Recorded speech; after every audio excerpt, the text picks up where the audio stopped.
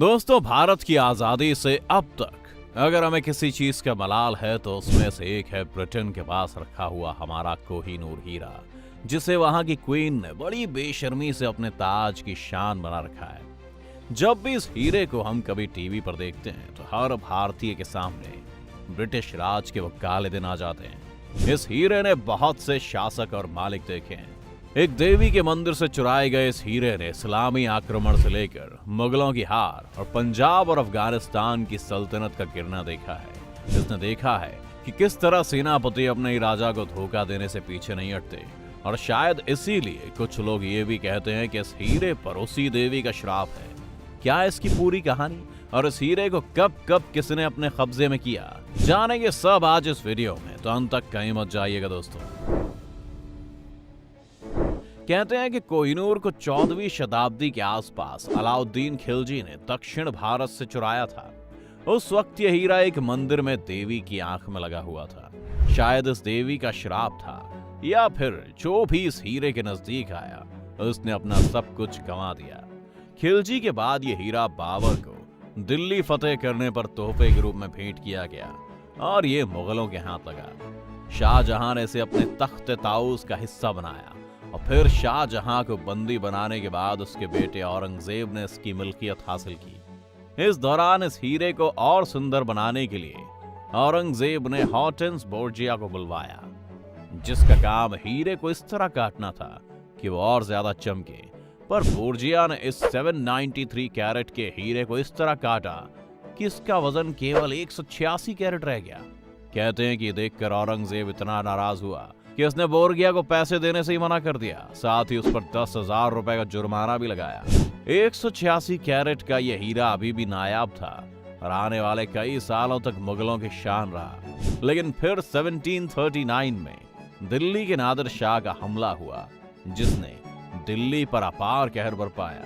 कहते हैं उस वक्त के सुल्तान ने नादिर शाह से गिड़गिड़ाकर ये कहर रोकने के लिए कहा था, और तब नादिर शाह ने सुल्तान से बदले में 100 करोड़ रुपए मांगे थे। एक ही झटके में मुगलों द्वारा 3 सदियों में जुटाई गई सारी संपत्ति नादिर शाह के नाम हो गई। कहते हैं इस लूट को भारत से ईरान ले जाने के लिए नादिर शाह को 700 हाथी, 4000 ऊंट और 17,000 घोड़ों का सहारा लेना पड़ा था। इसके बाद नादिर शाह की भी हत्या कर दी गई और उसका साम्राज्य बिखर गया। कोहिनूर फिर नादिर शाह के पोते के पास पहुंचा, जिसने इसे अहमद शाह दुर्रानी को दे दिया।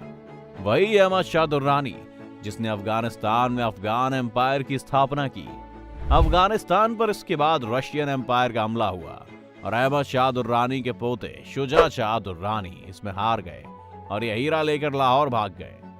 यहां उन्होंने पंजाब के राजा रणजीत सिंह से मदद मांगी। रणजीत सिंह की दी हुई मदद को देखकर यहां पर दुर्रानी ने यह हीरा रणजीत सिंह को देने की पेशकश की। रणजीत सिंह ने भी बदले में दुर्रानी को 1,25,000 रुपए भेंट किए और भारत का हीरा आखिरकार फिर से भारत आ गया। रणजीत सिंह को हमेशा डर रहता था कि कोहिनूर को कोई भी चुरा सकता है, इसीलिए वो उसे गोविंद नगर किले में ही छुपा कर रखते थे और सिर्फ तब पहनते थे जब कोई पब्लिक फंक्शन हो। कहते हैं इस हीरे को एक जगह से दूसरी जगह ले जाने के लिए रणजीत सिंह खास ख्याल रखते थे। इस हीरे को एक ऊंट के पीठ पर लदे बैग के अंदर रखा जाता था और उस ऊंट के आसपास 39 वैसे ही ऊंट और चलते थे, जिससे किसी को भी पता ना चल सके कि आखिर हीरा कहाँ है। 1839 में अंततः रणजीत सिंह का अंतिम समय करीब आया और मरते वक्त रणजीत सिंह ने यह हीरा पुरी के जगन्नाथ मंदिर में दान करने का आदेश दिया। रणजीत सिंह की मौत के बाद उनके कोषाध्यक्ष बेली राम ने यह हीरा मंदिर को देने से मना कर दिया और अपने संदूक में छिपा लिया। रणजीत सिंह के बड़े बेटे खड़क सिंह और उनके प्रधानमंत्री का भी यही कहना था कि कोहिनूर हीरा राजा का नहीं, पंजाब की जनता का है, इसीलिए उसे पंजाब से बाहर नहीं भेजा जाना चाहिए। रणजीत सिंह की मौत के बाद सिख साम्राज्य में एक के बाद एक मुश्किलें आईं। पहले नए नए राजा बने खड़क सिंह को उन्हीं के प्रधानमंत्री ने गद्दी से उतार कर कैद कर लिया। फिर रणजीत सिंह के भाई शेर सिंह राजा बने। प्रधानमंत्री धिया सिंह के भाई गुलाब सिंह ने कोहिनूर को अपने कब्जे में कर लिया और बाद में शेर सिंह को भेंट किया। गुलाब सिंह बाद में जम्मू कश्मीर के पहले राजा बने। राजा शेर सिंह और प्रधानमंत्री धिया सिंह को भी फिर एक और तख्ता पलट के कारण मार दिया गया। ये तख्ता पलट अजीत सिंह ने किया था, लेकिन अजीत सिंह एक दिन भी पंजाब को नहीं संभाल पाए और धिया सिंह के बेटे हीरा सिंह ने उन्हें कत्ल कर दिया और 5 साल के दलीप सिंह को राजा घोषित कर दिया और खुद उनके प्रधानमंत्री बन गए। दलीप सिंह छोटे थे, इसलिए उनकी जगह उनकी मां जिंद कौर ने राज किया। इसके बाद पहला और दूसरा एंग्लो सिख वॉर हुआ, जिसमें जम्मू और कश्मीर को पंजाब से अलग कर दिया गया और अंग्रेजों ने पंजाब को अपने कब्जे में कर लिया। 10 साल के दलीप सिंह को राज से हटा दिया गया और उन्हें उनकी मां से अलग कर दिया गया। दलीप सिंह इस हीरे को अपने ब्रेसलेट में पहना करते थे और यहां से यह हीरा ईस्ट इंडिया कंपनी ने लंदन रवाना कर दिया। लंदन जाते हुए शराब का प्रकोप फिर सामने आया। जिस शिप में से ले जाया जा रहा था उसमें महामारी फैल गई और सभी लोग बीमार हो गए। शिप के कप्तान ने बाकियों को हौसला दिया कि बस किसी तरह सब धीरज रखें, वो लोग मॉरिशस जाकर वहां आराम करेंगे। पर जब मॉरिशस में महामारी वाली बात फैली तो उन्होंने इस ब्रिटिश शिप को मॉरिशस आने से मना कर दिया। साथ ही ये धमकी भी दी कि अगर वो शिप फिर भी मॉरिशस के आसपास दिखी तो उसे उड़ा दिया जाएगा। शिप के क्रू के पास कोई चारा नहीं बचा था और वो आगे बढ़ते गए। पहले से ही बीमार सिपाहियों को रास्ते में फिर टाइफून भी झेलना पड़ा और किसी तरह वो ब्रिटेन पहुंचे। यहाँ पर कोहिनूर के पहुंचते ही उस दिन रानी विक्टोरिया पर हमला हो गया और ब्रिटिश प्रधानमंत्री पहले घोड़े से गिर गए और फिर घोड़ा उनके ऊपर चढ़ गया, जिससे उनकी मौत हो गई। इस हीरे को लोगों को दिखाने के लिए प्रदर्शनी में रखा गया, पर लोगों ने शिकायत की कि हीरा जर्द है और अच्छे से नहीं चमकता है। इसे संज्ञान में लेते हुए क्वीन ने फिर से इस हीरे को काटने का हुक्म दिया और दूसरी बार यह हीरा काटा गया। अब इस हीरे का वजन घटकर 105 कैरेट हो चुका था। खैर, महारानी ने हीरा काफी वक्त तक नहीं पहना।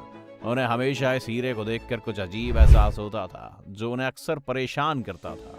इस पूरे अंतराल में दलीप सिंह को भारत से लंदन लाया जा चुका था और दलीप सिंह छोटे होने की वजह से रानी विक्टोरिया के दुलारे हो गए थे। वो लोग एक तरह से बहुत अच्छे दोस्त थे। रानी को दलीप से इस कदर प्यार था कि उन्होंने खुद दलीप की एक तस्वीर बनवाकर अपने महल में टंगवाई थी। जब दलीप को यह कटा हुआ हीरा दिखाया गया तो वो काफी वक्त तक कुछ ना कह सके। कुछ इतिहासकार मानते हैं कि इस मुलाकात में दलीप सिंह ने खुद ये हीरा रानी को तोहफे के रूप में दिया था और इसके बाद ही रानी विक्टोरिया ने हीरा पहना। क्वीन विक्टोरिया के बाद क्वीन अलेक्जेंड्रिया ने इसे पहना और फिर इसे क्वीन मैरी के क्राउन में शिफ्ट कर दिया गया। 1953 में क्वीन मैरी की मृत्यु पर उनके ताज के साथ कोहिनूर उनके कॉफिन पर सम्मान के लिए रखा गया था। इसके बाद से यह हीरा ब्रिटिश म्यूजियम में रखा गया है। कोहिनूर पर आजाद होते ही भारत ने दावा ठोका था, लेकिन उन्हें वापस नहीं किया गया। कोहिनूर में एक पेंच ये भी है कि कोहिनूर पर न सिर्फ भारत पर पाकिस्तान, ईरान और अफगानिस्तान भी दावा करते हैं। सिख समुदाय ने भी इस पर अलग से दावा ठोका है, जिस वजह से इसके असली मालिक को तय कर पाना मुश्किल है। दूसरी मुश्किल यह है कि ब्रिटेन इस हीरे को लौटाने के मूड में बिल्कुल नहीं है। ब्रिटिश प्रधानमंत्री ने अपनी भारत यात्रा में बात साफ कर दी थी। कोहिनूर को लौटाने पर एक पेंच ये भी है कि पूरा ब्रिटिश म्यूजियम एक चोर बाजार की तरह है। अगर उन्होंने कोहिनूर को लौटाया तो बाकी देश भी अपना सामान वापस मांगने लगेंगे और म्यूजियम खाली हो जाएगा। आपको क्या लगता है, कौन से देश का दावा इस हीरे पर ज्यादा मजबूत है और भारत की सरकार ये हीरा वापस लाने के लिए क्या कर सकती है? अपनी राय हमें कमेंट में जरूर लिखिए और अगर वीडियो पसंद आई हो तो वीडियो को लाइक और चैनल को सब्सक्राइब करना ना भूलें।